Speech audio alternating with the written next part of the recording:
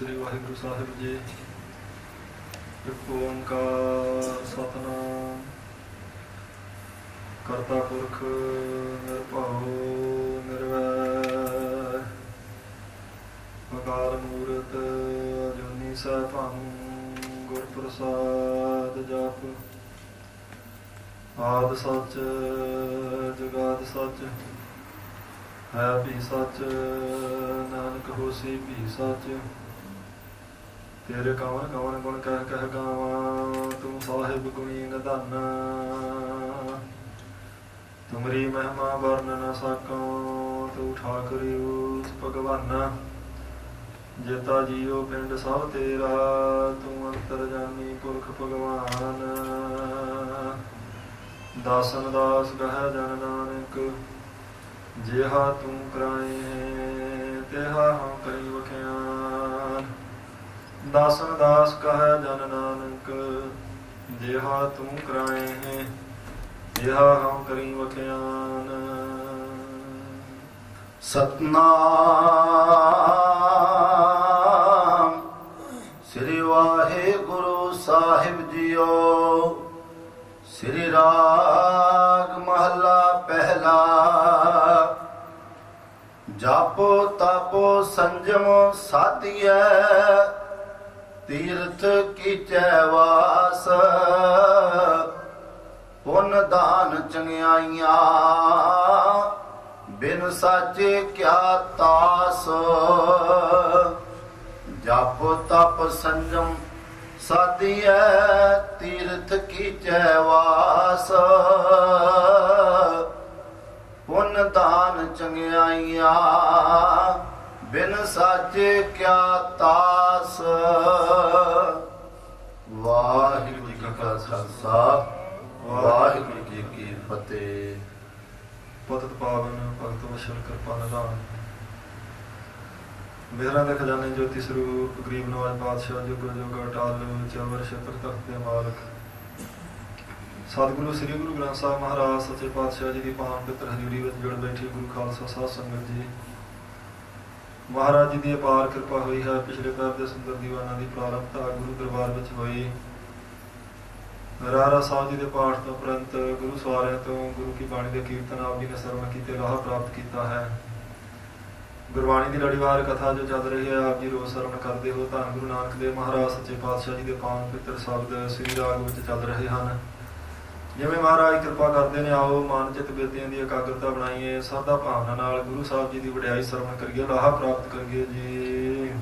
श्री राग महला पहला।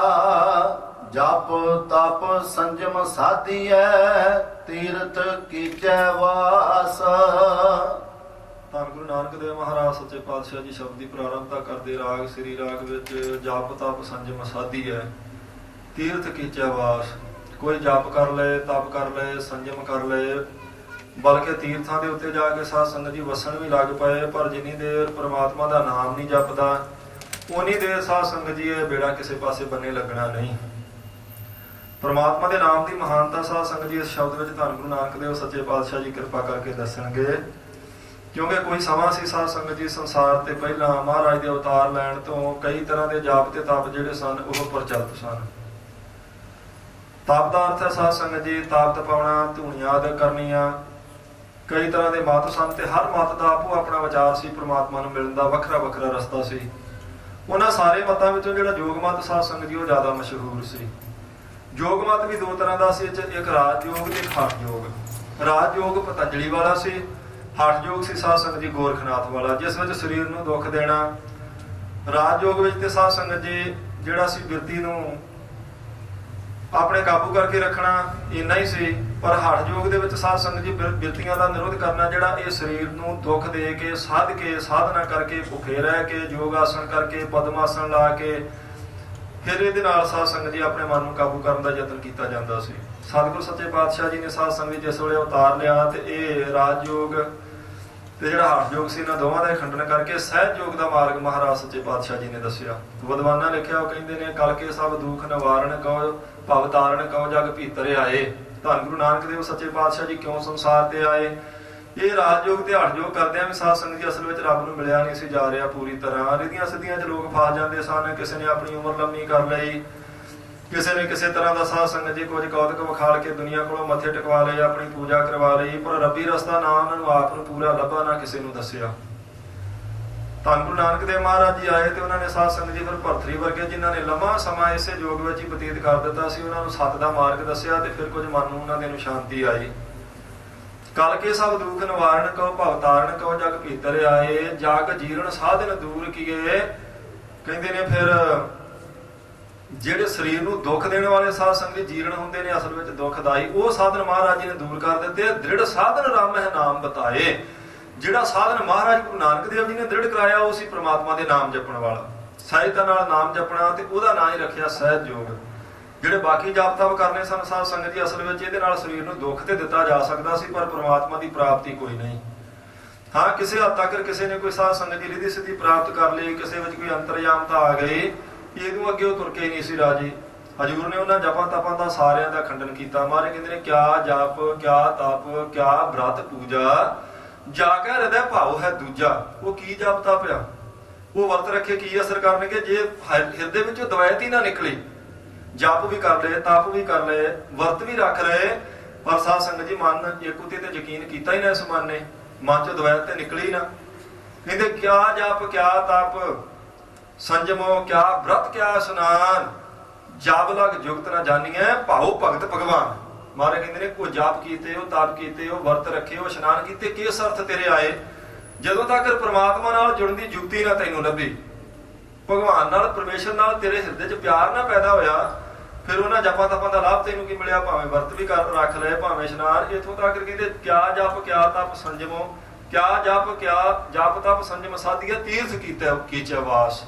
ਕਬੀਰ ਸਾਹਿਬ ਦੇ ਵਚਨ ਕਹਿੰਦੇ ਨੇ ਕਬੀਰ ਗੰਗਾ ਤੀਰ ਜੋ ਘਰ ਕਰ ਹੈ ਪੀਵਹਿ ਨਿਰਮਲ ਨੀਰ, ਬਿਨ ਹਰ ਭਗਤ ਨਾ ਮੁਕਤ ਹੋਏ ਇਉਂ ਕਹਿ ਰਮੇ ਕਬੀਰ।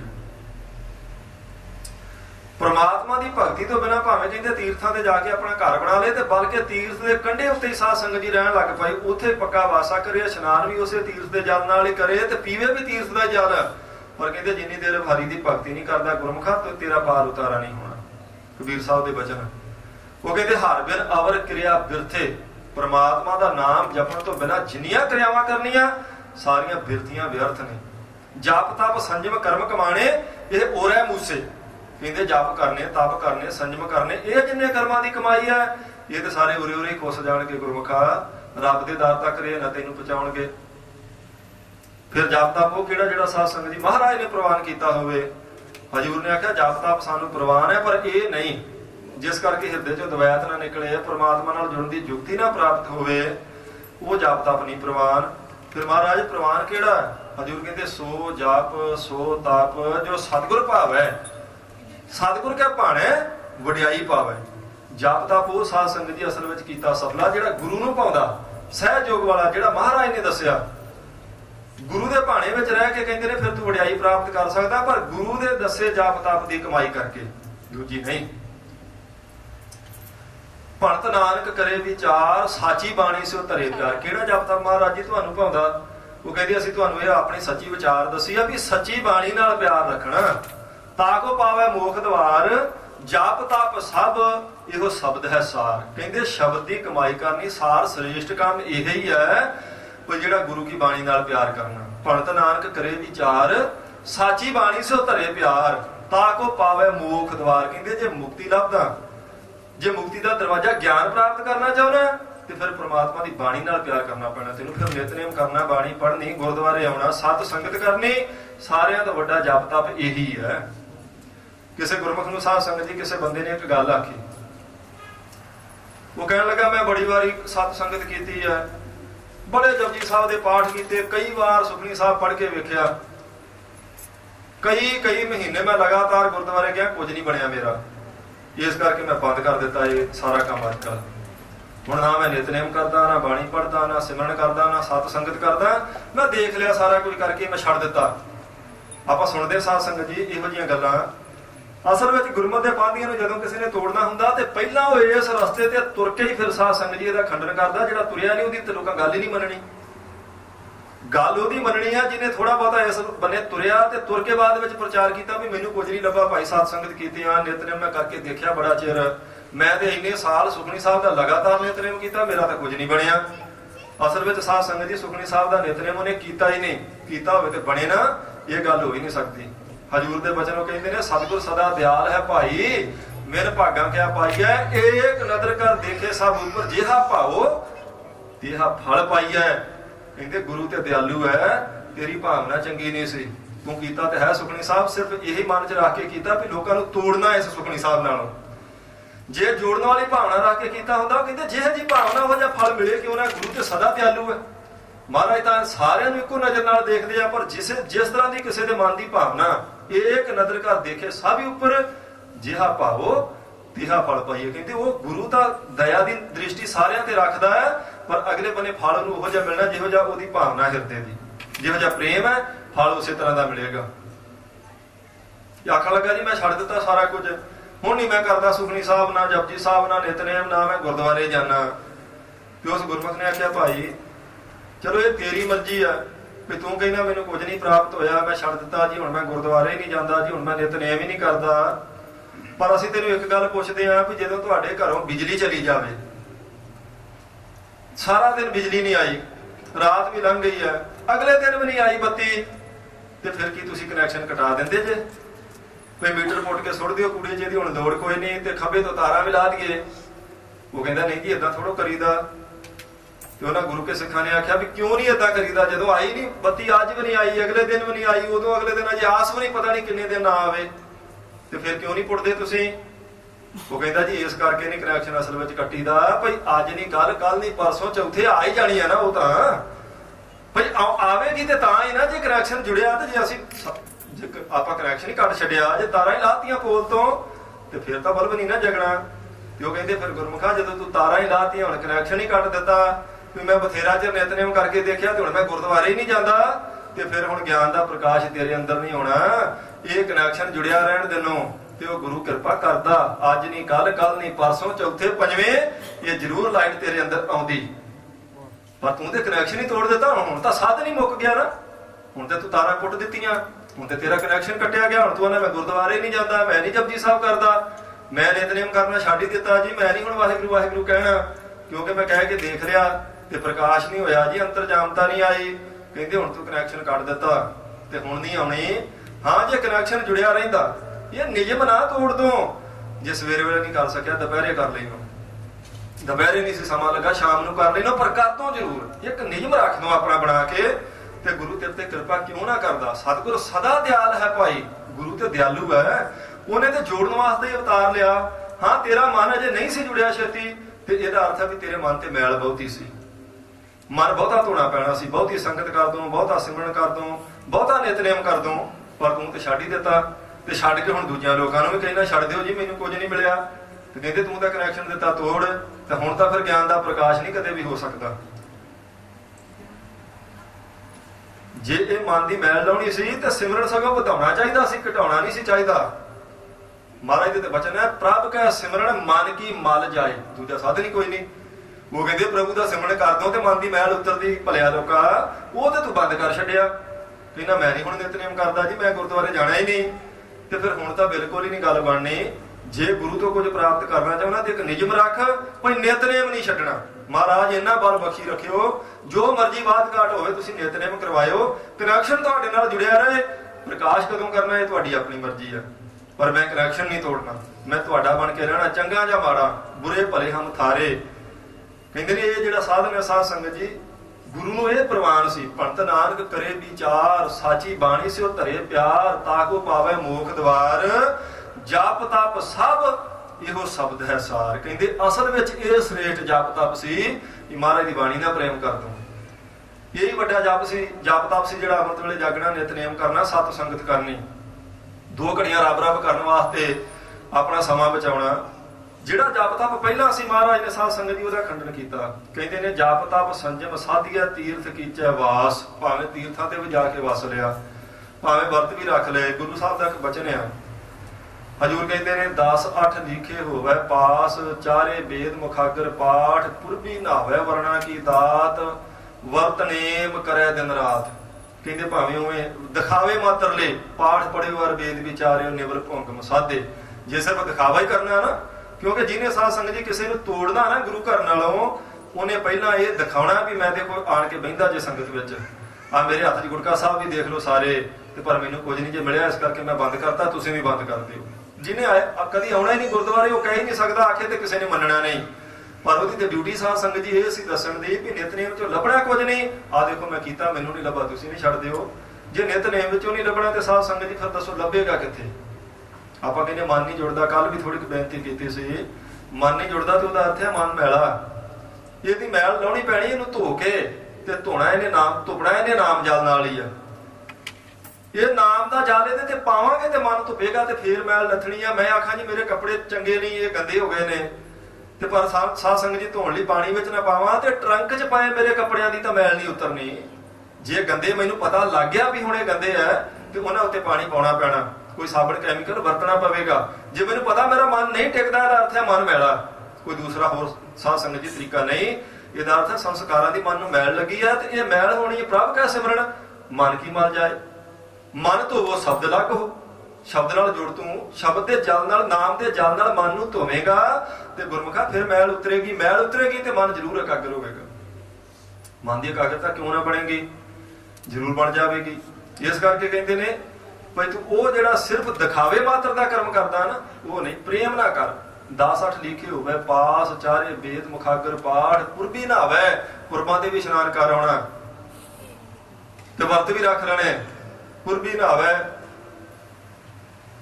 10-8 ਲਿਖੇ ਹੋਵੇ ਪਾਸ ਚਾਰੇ ਵੇਦ ਮੁਖਾਗਰ ਪਾਠ, ਪੁਰਬੀ ਨਾ ਹੋਵੇ, ਵਰਣਾ ਕੀ ਦਾਤ। ਵਰਣ ਆਸ਼ਰਮ ਦਾ ਵੀ ਸਾਧ ਸੰਗਤ ਜੀ ਧਿਆਨ ਰੱਖਣਾ ਤੇ ਵਰਤ ਨੇਮ ਕਰਿਆ ਦਿਨ ਰਾਤ। ਫਿਰ ਕਹਿੰਦੇ ਕਾਜੀ ਮੁੱਲਾ ਹੋਵੇ ਸੇਖ, ਜੋਗੀ ਜੰਗਮ ਭਗਵੇ ਭੇਖ, ਕੋ ਗਿਰਹੀ ਕਰਮਾਂ ਕੀ ਸੰਧ, ਬਿਨ ਬੂਝੇ ਸਭ ਖੜੀਏ ਸੰਬੰਧ। ਕਹਿੰਦੇ ਭਾਵੇਂ ਕੋਈ ਕਾਜੀ ਜੇ, ਭਾਵੇਂ ਮੁੱਲਾ ਜੇ, ਭਾਵੇਂ ਗ੍ਰਸਤੀ ਜੇ, ਭਾਵੇਂ ਜੰਗਮ ਜੇ, ਭਾਵੇਂ ਜੋਗੀ ਤੇ ਭਾਵੇਂ ਜੰਗਮ, ਜਿੰਨੀ ਦੇਰ ਸਾਧ ਸੰਗਤ ਜੀ ਰੱਬ ਦਾ ਨਾਮ ਨਹੀਂ ਜਪਦਾ, ਉਨੀ ਦੇਰ ਉਹ ਜਮਾਂ ਦੇ ਵਸ ਹੀ ਪਵੇਗਾ। ਬਿਨ ਬੂਝੇ ਸਭ ਖੜੀਏ ਸੰਬੰਧ, ਬੰਨ ਕੇ ਲਿਜਾਇਆ ਜਾਵੇਗਾ ਸਾਰਿਆਂ ਨੂੰ, ਜੇ ਨਾਮ ਵਾਲੇ ਪਾਸੇ ਨਹੀਂ ਆਉਂਦਾ ਤਾਂ। ਇਸ ਕਰਕੇ ਕਹਿੰਦੇ ਨੇ ਜਪ ਤਪ ਉਹ ਕਰ ਜਿਹੜਾ ਗੁਰੂ ਨੂੰ ਪ੍ਰਵਾਨ ਆ। ਜਿਹੜਾ ਜਪ ਧੂਣੀਆਂ ਤਪਾਉਣ ਵਾਲਾ ਤਪ ਕਰਨਾ ਸੀ, ਜਿਹੜਾ ਜਪ ਕਰਨਾ ਸੀ ਸਾਧ ਸੰਗਤ ਜੀ ਛਿਲੇ ਕੱਢਣੇ, ਚਲੀਸੇ ਕਰਨੇ ਜਾਂ ਜਲ ਧਾਰੇ ਕਰਨੇ, ਉਹਦਾ ਮਹਾਰਾਜ ਨੇ ਖੰਡਨ ਕੀਤਾ। ਕਹਿੰਦੇ ਜੇ ਉਹ ਕਰਨੇ ਆ ਤੇ ਭਾਵੇਂ ਤੀਰਥਾਂ ਤੇ ਵੀ ਵਾਸ ਕਰਨਾ, ਗੁਰਮੁਖਾ ਐਵੇਂ ਨਾ ਕੋਈ ਵੀ ਪ੍ਰਾਪਤੀ ਹੋਵੇਗੀ। ਪੁੰਨ ਦਾਨ ਚੰਗਿਆਈਆਂ ਬਿਨ ਸਾਚੇ ਕਿਆ ਤਾਸ। ਕਹਿੰਦੇ ਭਾਵੇਂ ਫਿਰ ਪੁੰਨ ਕਰ, ਦਾਨ ਕਰ ਤੇ ਭਾਵੇਂ ਆਪਣੇ ਆਪ ਵਿੱਚ ਲੋਕਾਂ ਨੂੰ ਚੰਗਾ ਵੀ ਬਣ ਕੇ ਵਿਖਾ। ਨਾਮ ਜਪੇ ਤੋਂ ਬਿਨਾਂ ਤਾਸ ਉਸ ਪ੍ਰਮਾਤਮਾ ਦੀ ਪ੍ਰਾਪਤੀ ਕਦੇ ਵੀ ਤੈਨੂੰ ਨਹੀਂ ਹੋਣੀ। ਪੁੰਨ ਹੁੰਦਾ ਸਾਧ ਸੰਗਤ ਜੀ ਜਿਹੜਾ ਵਿਸ਼ੇਸ਼ ਦਿਨਾਂ ਤੇ ਕੀਤਾ ਜਾਵੇ, ਦਾਨ ਹੁੰਦਾ ਜਿਹੜਾ ਰੋਜ਼ ਆਪਾਂ ਕਰ ਸਕਦੇ ਹਾਂ। ਰੋਜ਼ ਕਰਨ ਵਾਲੇ ਨੂੰ ਆਪਾਂ ਦਾਨ ਕਹਿੰਦੇ ਆ, ਤੇ ਕਦੇ ਕਦੇ ਕਿਸੇ ਪੁਰਬ ਤੇ ਕਰਨਾ ਉਹਨੂੰ ਆਖੀਦਾ ਪੁੰਨ ਕਹਿੰਦੇ। ਭਾਵੇਂ ਪੁਰਬਾਂ ਤੇ ਜਾ ਕੇ ਪੁੰਨ ਕਰ, ਭਾਵੇਂ ਰੋਜ਼ ਦਾਨ ਕਰ, ਭਾਵੇਂ ਆਪਣੇ ਆਪ ਵਿੱਚ ਲੋਕਾਂ ਨੂੰ ਚੰਗਾ ਬਣ ਕੇ ਵਿਖਾ। ਬਿਨ ਸਾਚੇ ਕਿਆ ਤਾਸ, ਬਿਨਾਂ ਪ੍ਰਮਾਤਮਾ ਦੇ ਨਾਮ ਜਪੇ ਤੋਂ ਕੋਈ ਪ੍ਰਾਪਤੀ ਨਹੀਂ। ਪੁੰਨ ਦਾਨ ਜਪ ਤਪ ਜੇਤੇ ਸਭ ਉਪਰ ਨਾਮ, ਹਰ ਹਰ ਰਸਨਾ ਜੋ ਜਪੈ ਤਿਸ ਪੂਰਨ ਕਾਮ। ਮਹਾਰਾਜ ਦੇ ਬਚਨੋਂ ਕਹਿੰਦੇ ਪੁੰਨ ਕਰਨੇ, ਦਾਨ ਕਰਨੇ, ਜਪ ਕਰਨੇ, ਤਪ ਕਰਨੇ ਚੰਗੀ ਗੱਲ ਹੈ। ਤੁਸੀਂ ਸਮਝ ਲਓ ਵੀ ਇਹ ਮਾੜੇ ਨਹੀਂ, ਪਰ ਉਹ ਜਿਹੜੇ ਗੁਰੂ ਨੂੰ ਭਾਉਂਦੇ ਆ, ਜਿਹੜੇ ਗੁਰੂ ਨੂੰ ਭਾਉਂਦੇ ਆ, ਉਹ ਜਪ ਤਪ ਜੇ ਕਰ ਵੀ ਲੈਣਾ, ਅਸਲ ਵਿੱਚ ਇਹ ਤਾਂ ਸਫਲੇ ਹੈ ਜੇ ਉਹਨਾਂ ਦੇ ਨਾਲ ਨਾਮ ਜਪਦਾ ਤੇ। ਪੁੰਨ ਦਾਨ ਜਪ ਤਪ ਜੇਤੇ ਸਭ ਉੱਪਰ ਨਾਮ, ਸਾਰਿਆਂ ਤੋਂ ਉੱਤੇ ਅਸਲ ਵਿੱਚ ਪ੍ਰਮਾਤਮਾ ਦਾ ਨਾਮ ਹੀ ਹੈ। ਨਾਮ ਨਹੀਂ ਜਪਦਾ ਤੇ ਭਾਵੇਂ ਜਪ ਕਰ, ਤਪ ਕਰ, ਪੁੰਨ ਕਰ, ਦਾਨ ਕਰ, ਤੀਰਥਾਂ ਤੇ ਜਾ ਕੇ ਵਸਣਾ ਸ਼ੁਰੂ ਕਰਦੇ, ਫਿਰ ਕੋਈ ਪ੍ਰਾਪਤੀ ਨਹੀਂ। ਫਿਰ ਇਹਨਾਂ ਦਾ ਜਿਹੜਾ ਥੋੜਾ ਬਹੁਤਾ ਫਲ ਹੈ, ਕਹਿੰਦੇ ਇਹ ਉਰੇ ਮੂਸੇ, ਮੂਸੇ ਹੁੰਦਾ ਲੁੱਟਿਆ ਜਾਣਾ, ਇਹ ਤੇ ਉਰੇ ਉਰੇ ਤੈਨੂੰ ਲੁੱਟ ਲਿਆ ਜਾਵੇਗਾ। ਇਹ ਤੈਨੂੰ ਧੁਰ ਦਰਗਾਹ ਨਾ ਪਹੁੰਚਾਉਣਗੇ। ਹਰ ਹਰ ਰਸਨਾ ਜੋ ਜਪੈ ਤਿਸ ਪੂਰਨ ਕਾਮ। ਹਰੀ ਹਰੀ ਜਿਸ ਬੰਦੇ ਦੀ ਰਸਨਾ ਕਰੇਗੀ, ਕਾਰਜ ਸਾਧ ਸੰਗਤ ਜੀ ਮੋਕਸ਼ ਵਾਲਾ ਉਸੇ ਦਾ ਹੀ ਪੂਰਾ ਹੋਣਾ, ਦੂਜੇ ਦਾ ਨਹੀਂ।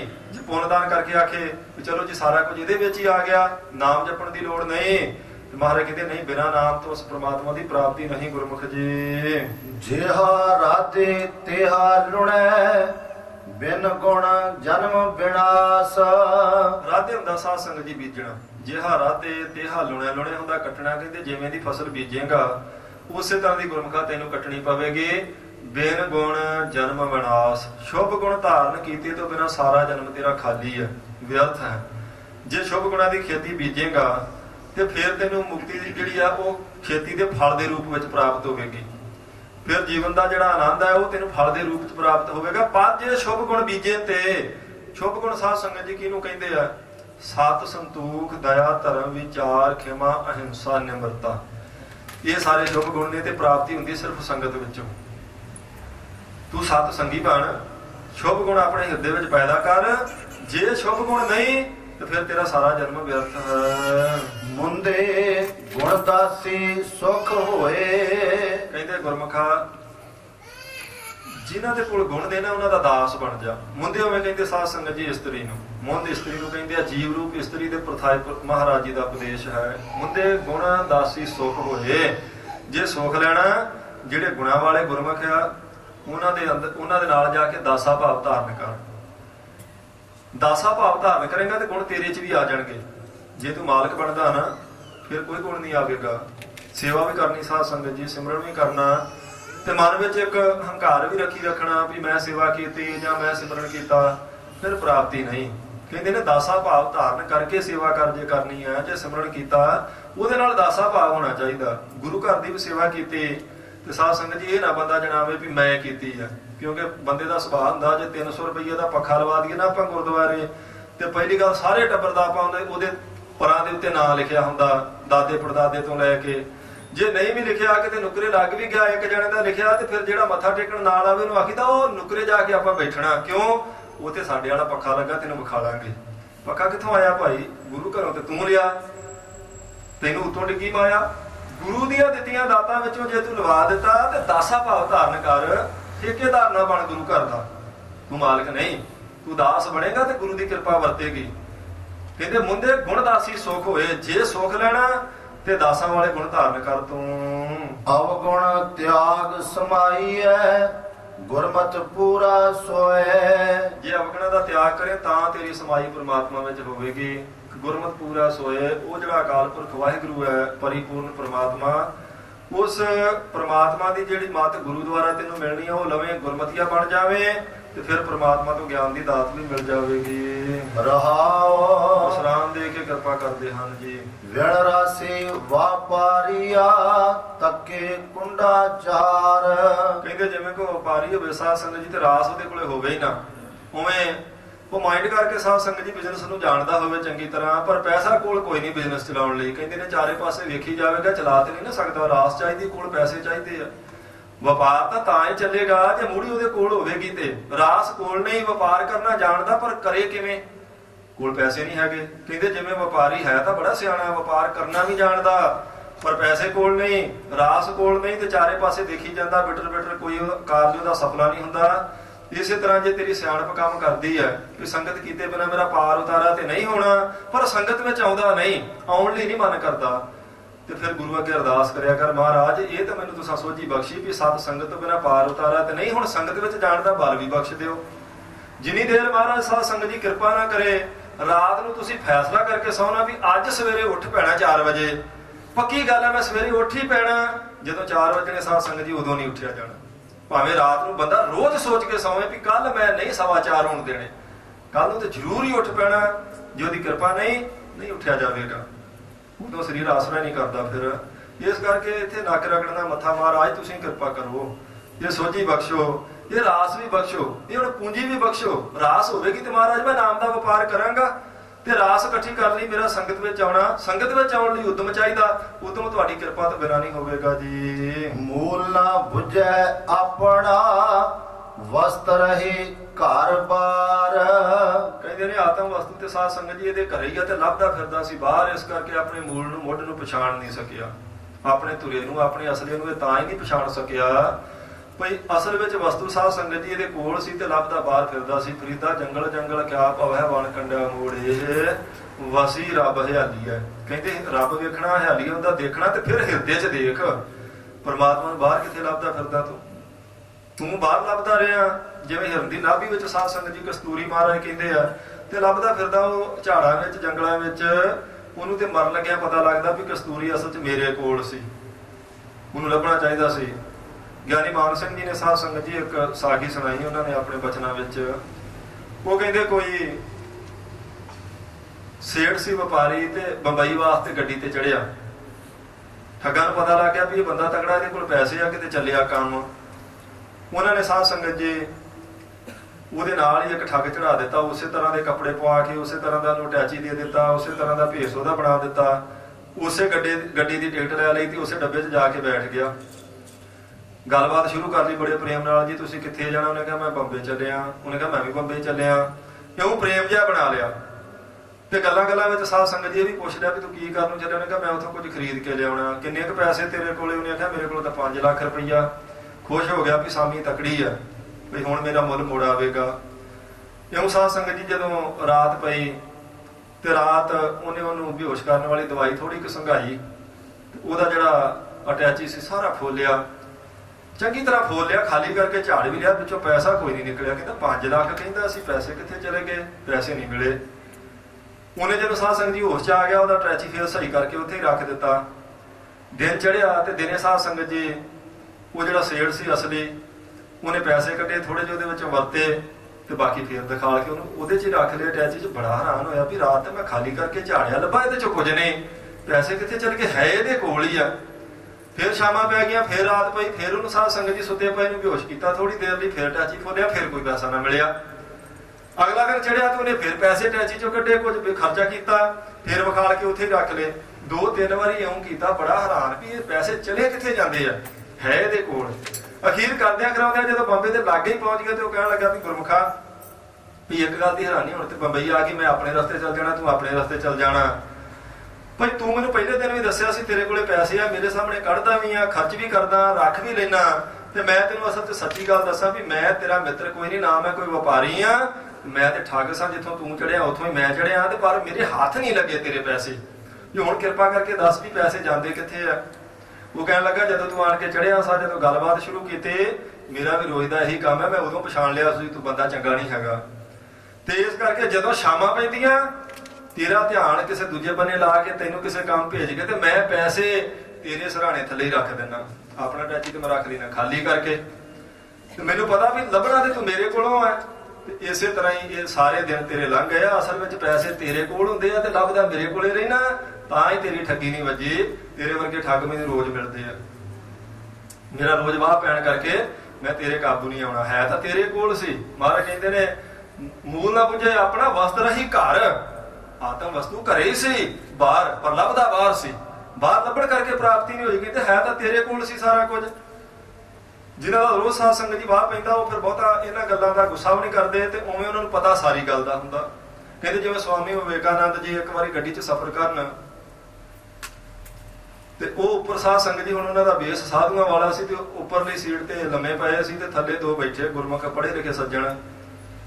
ਉਹਨਾਂ ਜਦੋਂ ਆਪੋ ਵਿੱਚ ਦੀ ਗੱਲ ਕੀਤੀ ਤੇ ਅੰਗਰੇਜ਼ੀ 'ਚ ਸਾਧ ਸੰਗਤ ਜੀ ਉਹ ਲੱਗ ਪਏ ਆਖਣ ਵੀ ਇਹਨਾਂ ਸਾਧੂਆਂ ਨੇ ਦੇਸ਼ ਦਾ ਪੱਠਾ ਬਹਾਤਾ, ਵੇਖ ਹੁਣ ਉਤਲੀ ਸੀਟ ਤੇ ਬੈਠਾ, ਫਸਟ ਕਲਾਸ ਦੀ ਟਿਕਟ ਲੈ ਕੇ ਤੇ ਪੈਸੇ ਲੱਗੇ ਲੋਕਾਂ ਦੇ।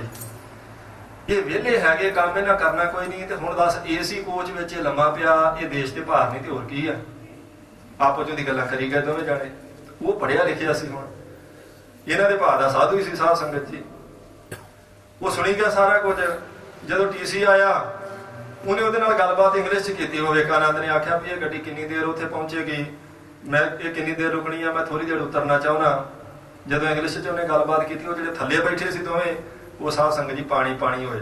ਬੜੀ ਸ਼ਰਮ ਜੀ ਆਈ ਵੀ ਇਹ ਤਾਂ ਪੜ੍ਹਿਆ ਲਿਖਿਆ ਇੰਗਲਿਸ਼ ਆਪ ਬੋਲੀ ਜਾਂਦਾ, ਵੀ ਇਹਨੇ ਤਾਂ ਸਾਰਾ ਕੁਝ ਸੁਣ ਲਿਆ। ਫਿਰ ਇਹਦਾ ਅਰਥ ਜਦੋਂ ਟੀਟੀ ਚਲੇ ਗਿਆ ਤੇ ਉਹਨਾਂ ਨੇ ਆਖਿਆ ਵੀ ਬਾਬਾ ਜੀ ਤੁਸੀਂ ਪੜ੍ਹੇ ਲਿਖੇ ਜੇ? ਕਹਿੰਦਾ ਹਾਂਜੀ। ਤੇ ਕਹਿੰਦੇ ਅਸੀਂ ਤੁਹਾਨੂੰ ਅੰਗਰੇਜ਼ੀ 'ਚ ਇੰਨਾ ਵੱਧ ਘੱਟ ਆਖਿਆ, ਤੁਸੀਂ ਬੋਲੇ ਕਿਉਂ ਨਹੀਂ? ਫਿਰ ਜੇ ਤੁਸੀਂ ਪੜ੍ਹੇ ਲਿਖੇ ਸਾਰਾ ਕੁਝ ਸੁਣ ਲਿਆ, ਸਮਝ ਵੀ ਲਿਆ ਹੋਣਾ, ਤੇ ਅਸੀਂ ਤੇ ਤੁਹਾਨੂੰ ਬਹੁਤ ਕੁਝ ਆਖਿਆ ਵੀ ਤੁਹਾਨੂੰ ਪਤਾ ਨਹੀਂ ਲੱਗਦਾ ਹੋਣਾ, ਤੇ ਬੋਲੇ ਕਿਉਂ ਨਹੀਂ? ਉਹਨੇ ਹੱਸ ਕੇ ਆਖਿਆ ਵੀ ਅਸਲ 'ਚ ਮੇਰਾ ਮੂਰਖਾਨਾ ਰੋਜ਼ ਵਾਹ ਪੈਂਦਾ ਤੇ ਮੈਂ ਖਿੱਚ ਗਿਆ, ਮੈਂ ਕਿਹਦੇ ਨਾਲ ਬੋਲਣਾ? ਗੁਰਮੁਖੋ ਤੁਸੀਂ ਆਪਣਾ ਕੰਮ ਕਰੀ ਜਾਂਦੇ, ਮੈਂ ਆਪਣਾ ਕਰੀ ਜਾਂਦਾ। ਜਦੋਂ ਰੋਜ਼ ਵਾਹ ਪੈਂਦਾ ਫਿਰ ਸਾਧ ਸੰਗਤ ਜੀ ਬੰਦਾ ਬੰਦੇ ਨੂੰ ਪਛਾਣ ਲੈਂਦਾ ਵੀ ਚਲੋ ਇਹਦੇ ਨਾਲ ਲੜਾਈ ਨਹੀਂ ਕਰਨੀ, ਜਿਵੇਂ ਇਹਦੀ ਮੌਜ ਆ। ਕਹਿਣ ਲੱਗੇ ਪੈਸੇ ਤੇਰੇ ਸਰਾਣੇ ਥੱਲੇ ਸੀ, ਲੱਭਦਾ ਮੇਰੇ ਬਿਸਤਰੇ 'ਚ ਫਿਰਦਾ, ਮੇਰਾ ਰੋਜ਼ ਤੇਰੇ ਵਰਗਿਆਂ ਨਾਲ ਵਾਹ ਪੈਂਦਾ, ਇਸ ਕਰਕੇ ਮੈਂ ਠੱਗਿਆ ਨਹੀਂ ਤੇਰੇ ਤੋਂ ਗਿਆ। ਮੈਨੂੰ ਪਤਾ ਸੀ ਵੀ ਤੂੰ ਲੱਭਣੇ ਬਾਹਰ ਹੈ, ਰਾਖੀ ਤੇਰੇ ਕੋਲ ਦਿਆਂਗਾ, ਆਪਣਾ ਬਿਸਤਰਾ ਤੇ ਤੂੰ ਖੋਲਣਾ ਹੀ ਨਹੀਂ। ਮੂਲ ਨਾ ਪੁੱਜੇ ਆਪਣਾ ਵਸਤ ਰਹੀ ਘਰ ਬਾਹਰ। ਕਹਿੰਦੇ ਅਸਲ 'ਚ ਆਤਮ ਵਸਤੂ ਇਹਦੇ ਕੋਲ ਸੀ, ਆਪਣੇ ਮੂਲ ਨੂੰ ਤਾਂ ਨਹੀਂ ਪ੍ਰਾਪਤ ਕਰ ਸਕਿਆ ਵੀ ਲੱਭਦਾ ਬਾਹਰੋਂ ਫਿਰਦਾ ਸੀ। ਕੋਈ ਪ੍ਰਾਪਤੀ ਕਰਵਾ ਦੇਵੇ, ਮੇਰੀ ਥਾਂ ਤੇ ਜਾਪ ਕਿਸੇ ਨੇ ਕੀਤਾ ਹੋਵੇ, ਮਨ ਦੀ ਇਕਾਗਰਤਾ ਮੇਰੀ ਬਣ ਜਾਏ, ਕੋਈ ਮੇਰੇ ਲਈ ਕਿਰਪਾ ਕਰ ਦੇਵੇ ਜੀ, ਬਣਿਆ ਬਣਾਇਆ ਰੱਬ ਦੇ ਦੇਵੇ, ਰੱਬ ਕਾਰਜ ਮੇਰੇ ਸਵਾਰੇ, ਮਿਹਨਤ ਕਿਸੇ ਹੋਰ ਨੇ ਕੀਤੀ ਹੋਵੇ, ਕਹਿੰਦੇ ਇਦਾਂ ਨਹੀਂ ਲੱਭਣਾ। ਇਹ ਕਰਨਾ ਤੈਨੂੰ ਕਰਨੀ ਪੈਣੀ ਹੈ, ਤੇਰੇ ਕੋਲ ਹੈ, ਮਿਹਨਤ ਆਪ ਕਰ, ਰੱਬ ਕੋਈ ਦੂਰ ਨਹੀਂ ਕਿਸੇ ਤੋਂ। ਵਿਣ ਵਖਰ ਦੁੱਖ ਅਗਲਾ, ਕੂੜ ਮੁੱਠੀ ਕੂੜਿਆਰ। ਕਹਿੰਦੇ ਰਾਸ ਤੋਂ ਵੱਖਰ ਆਤਮ ਵਸਤੂ ਤੋਂ ਬਿਨਾਂ ਤੇ ਅਗਲਾ ਹੁੰਦਾ ਬਹੁਤਾ ਬਹੁਤਾ ਦੁੱਖ ਹੈ। ਜੇ ਆਤਮ ਵਸਤੂ ਦੀ ਪ੍ਰਾਪਤੀ ਨਹੀਂ ਹੋਈ, ਕਹਿੰਦੇ ਦੁਖੀ ਬਹੁਤ ਹੋਵੇਗਾ। ਕੂੜ ਮੁੱਠੀ ਕੂੜਿਆਰ, ਕਹਿੰਦੇ ਜੀਵ ਰੂਪ ਇਸਤਰੀ ਝੂਠ ਵਿੱਚ ਲੱਗਣ ਕਰਕੇ ਲੁੱਟੀ ਗਈ ਅਸਲ ਵਿੱਚ, ਕਿਉਂਕਿ ਸੱਚ ਦਾ ਤਿਆਗ ਕਰ ਦਿੱਤਾ। ਸੱਚ ਕੀ ਸੀ?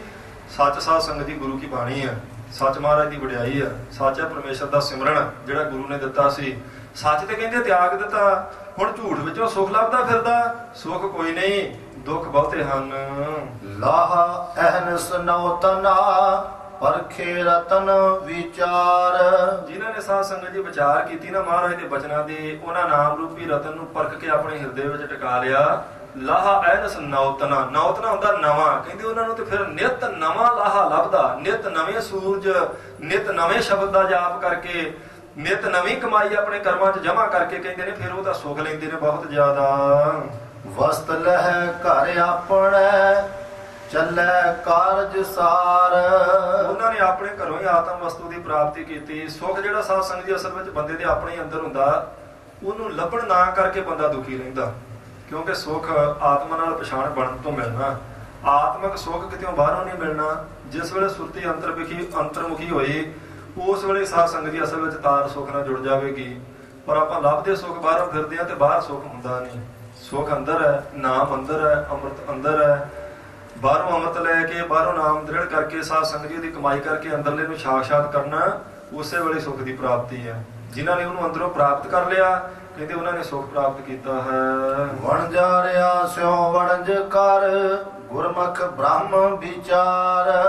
ਕਹਿੰਦੇ ਉਹਨਾਂ ਵਣਜਾਰਿਆਂ ਨਾਲ ਰਲ ਕੇ ਵਣਜ ਕਰ ਨਾਮ ਦੇ, ਜਿਨ੍ਹਾਂ ਗੁਰਮੁਖਾਂ ਨੇ ਬ੍ਰਹਮ ਦੀ ਵਿਚਾਰ ਕੀਤੀ ਹੈ। ਜਿਹੜੇ ਮਹਾਤਮਾ, ਜਿਹੜੇ ਮਹਾਪੁਰਸ਼ ਪਹੁੰਚੇ ਨੇ ਕਿਸੇ ਅਵਸਥਾ ਤੇ, ਉਹਨਾਂ ਗੁਰਮੁਖਾਂ ਦੀ ਸੰਗਤ ਕਰਿਆ ਕਰ। ਸੁੱਖ ਅੰਦਰ ਕਿਉਂ ਆ ਸਾਧ ਸੰਗਤ ਜੀ? ਬੰਦਾ ਬਾਣੀ ਪੜ੍ਹਦਾ ਤੇ ਪਹਿਲਾਂ ਲਾਂਭੇ ਦੇਈ ਜਾਂਦਾ ਜੀ, ਮੈਂ ਬੜੇ ਜਪਜੀ ਸਾਹਿਬ ਦੇ ਪਾਠ ਕੀਤੇ, ਕੋਈ ਆਨੰਦ ਨਹੀਂ ਆਉਂਦਾ। ਪਰ ਕਦੇ ਕਦੇ ਆਪਾਂ ਸੁਣਦੇ ਆ ਭਈ ਕਈ ਗੁਰਮੁਖ ਏਦਾਂ ਕਹਿੰਦੇ ਆ ਭਈ ਹੁਣ ਮੈਨੂੰ ਬਾਣੀ ਤੋਂ ਰਾਸ ਆਉਣ ਲੱਗ ਪਿਆ, ਹੁਣ ਜਦੋਂ ਮੈਂ ਜਪਜੀ ਸਾਹਿਬ ਦਾ ਪਾਠ ਕਰਦਾ ਬੜਾ ਆਨੰਦ ਆਉਂਦਾ। ਬਾਣੀ ਤਾਂ ਉਹੀ ਆ, ਤੂੰ ਵੀ ਉਹੀ ਆ, ਰਸਨਾ ਵੀ ਉਹੀ ਆ ਤੇ ਪੜਦਾ ਵੀ ਉਦਾਂ ਹੀ ਆ। ਪਹਿਲਾਂ ਕਿਉਂ ਨਹੀਂ ਸੀ ਰਾਸ ਆਉਂਦਾ, ਹੁਣ ਕਿਉਂ ਆਉਣ ਲੱਗ ਪਿਆ? ਰਾਸ ਤੇਰੇ ਅੰਦਰ ਸੀ, ਸੁੱਖ ਤੇਰੇ ਅੰਦਰ ਸੀ, ਇਕਾਗਰਤਾ ਹੀ ਨਹੀਂ ਸੀ ਬਣਦੀ, ਕਿਉਂਕਿ ਮਨ ਮੈਲਾ ਸੀ। ਜਿਵੇਂ ਜਿਵੇਂ ਪੜ੍ਹੀ ਗਿਆ ਮੈਲ ਉਤਰਦੀ ਗਈ। ਹੁਣ ਉਹ ਬਾਣੀ ਰਾਸਦਾਇਕ ਹੈ, ਸੁੱਖ ਵੀ ਤੇਰੇ ਆਪਣੇ ਅੰਦਰ ਆ, ਸਿਰਫ ਜੋੜ ਨਹੀਂ ਸੀ ਬਹਿੰਦਾ ਉਹਦਾ। ਆਤਮਾ ਪ੍ਰਾਤਮਾ ਇੱਕੋ ਕਰੇ, ਇੱਕੋ ਹੀ ਨਹੀਂ ਸੀ ਹੁੰਦੀ, ਇੱਕ ਹੋ ਗਈ ਹੈ। ਹੁਣ ਗੁਰੂ ਕੇ ਸਿੱਖ ਕਹਿੰਦੇ ਜੀ ਹੁਣ ਜਦੋਂ ਮੈਂ ਪਾਠ ਕਰਦਾ ਕਈ ਵਾਰੀ ਤੇ ਜੀ ਨਹੀਂ ਕਰਦਾ ਹਟਣ ਨੂੰ, ਬੜਾ ਆਨੰਦ ਆਉਂਦਾ। ਕਈ ਵਾਰੀ ਮੈਨੂੰ ਟਾਈਮ ਦਾ ਨਹੀਂ ਪਤਾ ਲੱਗਦਾ, ਸਮੇਂ ਦਾ ਵੀ ਚੇਤਾ ਭੁੱਲ ਜਾਂਦਾ, ਪਤਾ ਨਹੀਂ ਲੱਗਾ ਕਿਹੜੇ ਵੇਲੇ 2 ਘੰਟੇ ਲੰਘ ਗਏ, 3 ਲੰਘ ਗਏ, ਮੈਨੂੰ ਕੋਈ ਪਰੇਸ਼ਾਨੀ ਨਹੀਂ ਹੋਈ। ਬਾਣੀ ਤਾਂ ਉਹੀ ਹੈ, ਸੁੱਖ ਰੂਪ ਹੈ। ਆਪਣੀ ਮਨ ਦੀ ਇਕਾਗਰਤਾ ਨਾ ਬਣਨ ਕਰਕੇ ਕਹਿੰਦੇ ਦੁਖੀ ਹੈ। ਜਿਨ੍ਹਾਂ ਨੇ ਮਨ ਦੀ ਇਕਾਗਰਤਾ ਬਣਾ ਲਈ, ਉਹਨਾਂ ਗੁਰਮੁਖਾਂ ਦੀ ਸੰਗਤ ਕਰ। ਵਣਜਾਰਿਆ ਸਿਓ ਵਣਜ ਕਰ ਨਾਮ ਦਾ। ਪਰ ਉਹਨਾਂ ਵਣਜਾਰਿਆਂ ਨਾਲ ਮਿਲ ਕੇ ਜਿਨ੍ਹਾਂ ਨੇ ਕੁਝ ਪ੍ਰਾਪਤੀ ਕੀਤੀ ਹੈ। ਗੁਰਮੁਖ ਬ੍ਰਹਮ ਵਿਚਾਰ, ਜਿਨ੍ਹਾਂ ਗੁਰਮੁਖਾਂ ਨੇ ਬ੍ਰਹਮ ਦੀ ਵਿਚਾਰ ਕੀਤੀ ਹੈ, ਉਹਨਾਂ ਦੀ ਸੰਗਤ ਕਰਿਆ ਕਰ ਤੂੰ। ਸੰਤਾ ਸੰਗਤ ਪਾਈ ਐ, ਜੇ ਮੇਲੇ ਮਿਲਣ ਹਾਰ। ਕਹਿੰਦੇ ਸੰਤਾਂ ਦੀ ਸੰਗਤ ਕਰ, ਗੁਰਮੁਖਾਂ ਦੀ ਜਿਹੜੇ ਰੱਬ ਦਰੋਂ ਬਖਸ਼ੇ ਆ, ਜੇ ਮੇਲੇ ਮਿਲਣ ਹਾਰ। ਉਹ ਮਿਲਣ ਵਾਸਤੇ ਸਾਧ ਸੰਗਤ ਜੀ ਸੰਤ ਸਹਾਈ ਰਾਮ ਕੇ ਕਰ ਕਿਰਪਾ ਦੀਆ ਮਿਲਾਏ। ਮਹਾਰਾਜ ਪੰਜਵੇਂ ਪਾਤਸ਼ਾਹ ਦੇ ਵਚਨ ਕਹਿੰਦੇ ਜੇ ਕੋਈ ਗੁਰਮੁਖ ਹੈ ਉਹਦੀ ਸੰਗਤ ਕਰੇਗਾ। ਹਾਂ ਹੋਵੇ ਗੁਰੂ ਦਰੋਂ ਬਖਸ਼ਿਆ, ਪਖੰਡ ਨਾ ਹੋਵੇ ਵੀ ਕਿਸੇ ਗੁਰਮੁਖ ਦੇ ਨਾਂ ਤੇ ਪਖੰਡ ਹੀ ਤੁਰਿਆ ਫਿਰਦਾ ਹੋਵੇ।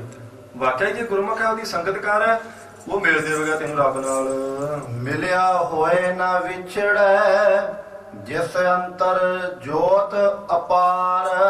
ਕਹਿੰਦੇ ਇੱਕ ਵਾਰੀ ਪ੍ਰਮਾਤਮਾ ਨਾਲ ਤੂੰ ਮਿਲ ਗਿਆ ਤੇ ਫਿਰ ਕਦੇ ਨਹੀਂ ਵਿਛੜ ਸਕਦਾ। ਇੱਕ ਵਾਰ ਉਹ ਪਾਰਾਵਾਰ ਤੋਂ ਪਰੇ ਪ੍ਰਮਾਤਮਾ ਦੀ ਜੋਤ ਤੇਰੀ ਜੋਤ ਨਾਲ ਇੱਕਮਿਕ ਹੋਈ, ਤੇਰੀ ਜੋਤ ਉਸ ਪਰਮ ਜੋਤ ਵਿੱਚ ਰਲ ਗਈ, ਫਿਰ ਕੋਈ ਵਿਛੋੜ ਨਾ ਸਕੇਗਾ। ਸੱਚੈ ਆਸਣ ਸੱਚ ਰਹਿ, ਸੱਚੈ ਪ੍ਰੇਮ ਪਿਆਰ। ਸੱਚਾ ਆਸਣ ਸੱਚ ਰਹੇ। ਆਸਣ ਕਿਹਨੂੰ ਕਹਿੰਦੇ ਸਾਧ ਸੰਗਤ ਜੀ? ਅਸਥਾਨ ਨੂੰ। ਸੱਚਾ ਆਸਣ ਕਿਹੜਾ? ਸਤ ਸੰਗਤ। ਸਤ ਸੰਗਤ ਰੂਪੀ ਪ੍ਰਮਾਤਮਾ ਦੇ ਸੱਚੇ ਆਸਣ ਤੇ ਆਣ ਕੇ ਤੂੰ ਵੀ ਬੈਠਿਆ ਕਰ। ਸੱਚ ਰਹਿ, ਸੱਚਾ ਪ੍ਰੇਮ ਪਿਆਰ। ਕਿਉਂ? ਕਿਉਂਕਿ ਉੱਥੇ ਸਿਰਫ ਪ੍ਰਮਾਤਮਾ ਦੇ ਪ੍ਰੇਮ ਪਿਆਰ ਦੀ ਗੱਲ ਚੱਲਦੀ। ਉੱਥੇ ਜਿਹੜੀ ਚਰਚਾ ਚੱਲਣੀ, ਜਿਹੜੀ ਵਾਰਤਾ ਚੱਲਣੀ, ਉਹ ਪਰਮੇਸ਼ਰ ਦੇ ਪ੍ਰੇਮ ਦੀ ਚੱਲਣੀ ਹੈ। ਜਿਹੜਾ ਸੱਚਾ ਆਸਣ ਹੈ ਸਤ ਸੰਗਤ ਰੂਪੀ, ਉਸ ਸਤ ਸੰਗਤ ਰੂਪ ਆਸਣ ਤੇ ਤੂੰ ਵੀ ਬੈਠਿਆ ਕਰ ਆਣ ਕੇ 2 ਘੜੀਆਂ, ਤੇ ਸੱਚ ਦੀ ਪ੍ਰਾਪਤੀ ਫਿਰ ਤੈਨੂੰ ਵੀ ਹੋ ਜਾਵੇਗੀ। ਇੱਥੇ ਸਾਧ ਸੰਗਤ ਦੀ 4 ਪੌੜੀਆਂ ਦੀ ਸਮਾਪਤੀ ਹੋਈ। ਸਮਾਂ ਸਮਾਪਤੀ ਦੇ ਨੇੜੇ ਹੈ। ਸੋ ਮਹਾਰਾਜ ਸੱਚੇ ਪਾਤਸ਼ਾਹ ਜੀ ਕਿਰਪਾ ਕਰਨ, ਭੁੱਲਾਂ ਚੁੱਕਾਂ ਦੀ ਸੰਗਤ ਨੇ ਖਿਮਾ ਬਖਸ਼ਣੀ। ਹਾਜ਼ਰੀ ਤੁਹਾਡੀ ਮੇਰੀ ਸਾਧ ਸੰਗਤ ਜੀ ਆਪਣੇ ਦਰ ਤੇ ਪ੍ਰਵਾਨ ਕਰਨ। ਗੁਰੂ ਕੀ ਬਾਣੀ ਪੜ੍ਹਨ ਪੜ੍ਹਾਉਣ ਦਾ, ਸਤ ਸੰਗਤ ਕਰਨ ਦਾ ਬਲ ਮਹਾਰਾਜ ਸੱਚੇ ਪਾਤਸ਼ਾਹ ਜੀ ਆਪਾਂ ਸਾਰਿਆਂ ਨੂੰ ਬਖਸ਼ਣੇ। ਸਰਦਾਸ ਬੇਨਤੀ ਨਾਲ ਸਮਾਪਤੀ ਹੈ। ਦੇਖਿਆ ਕਿਤੇ ਨਾ ਛੁੱਟੀ ਦੇ ਕੰਕਰ ਭੁੱਲਣਹਾਰ ਬਖਸ਼ਣਹਾਰ ਬਖਸ਼ ਲੈ ਨਾਨਕ ਪਾਰ ਉਤਾਰ। ਪ੍ਰੇਮ ਨਾਲ ਫਤਿਹ ਦਾ ਜਵਾਬ ਦਿਓ। ਬੁਲਾਓ ਜੀ। ਵਾਹਿਗੁਰੂ ਜੀ ਕਾ ਖਾਲਸਾ।